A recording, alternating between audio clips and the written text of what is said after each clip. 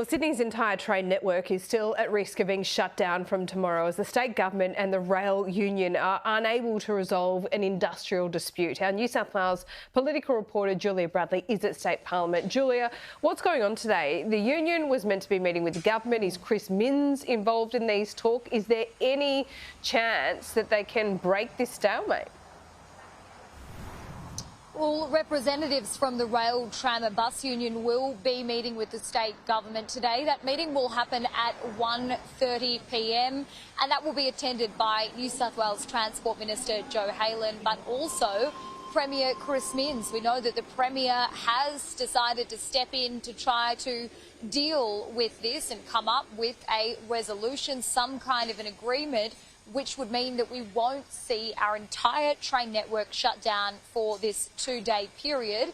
Transport officials, union officials, should I say, tell me that the Premier called this meeting himself because this really is a last-ditch attempt to find some kind of resolution. The union is threatening to ban workers from working, which means we will see the whole transport system, the train system, shut down as of Friday morning, so from 4 a.m. tomorrow through until 6 a.m. on Sunday. Now, Laura, this wouldn't just be a major headache for commuters, the biggest shutdown that we would have seen in decades here in New South Wales, but also a major knock to businesses. Business Sydney estimates this would cost city businesses $25 million.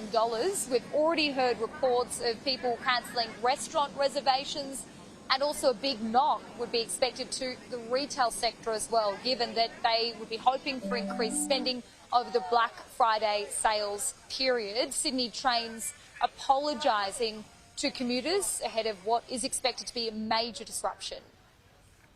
A difficult situation. I know the inconvenience that's being caused to families and to people across Sydney.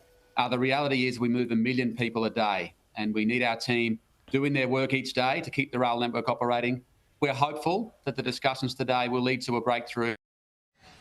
Now, what do the union want? Two things. Firstly, for the government to commit to running 24-hour trains over the period of Thursday nights through until Sunday mornings every week. They say this is what commuters want, but the government maintains this would be very difficult to facilitate, as crucial maintenance is normally done during those early morning hours. Also, pay. They want better pay for workers. They're asking for 32% over a period of 4 years. The state government offering 11% over 3 years. Now, if the government caves to the union and meets its demands around pay, then taxpayers would have to pay $2 billion more, $1.1 billion more than what the government is offering. So far, the Transport Minister says she won't be taking the union to the Fair Work Commission to sort this out, hoping that an agreement is reached today, but a lot of frustration coming for Sydney residents. It's not good for anybody, is it?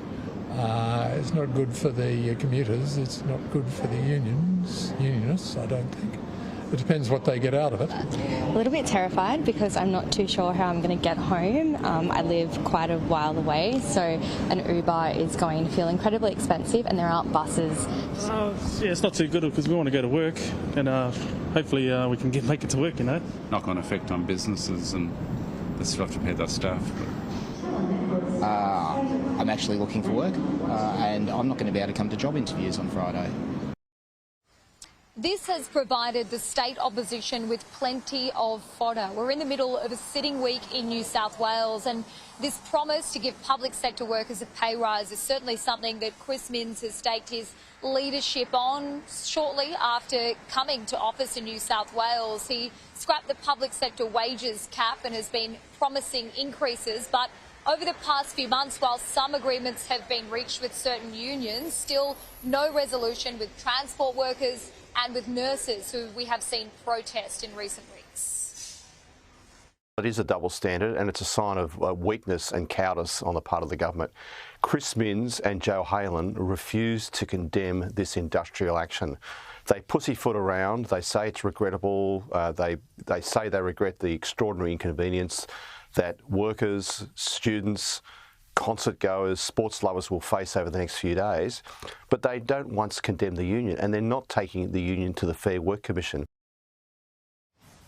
The government is hoping to bring on extra bus services and that this will hopefully fill the gaps, but a real stretch given that our trains cater to about 1 million people every single day. The government says that extra metro services will be running tomorrow. However, the Chatswood to Sydenham line will need to be shut down Saturday, Sunday for crucial maintenance, which the minister says cannot be avoided.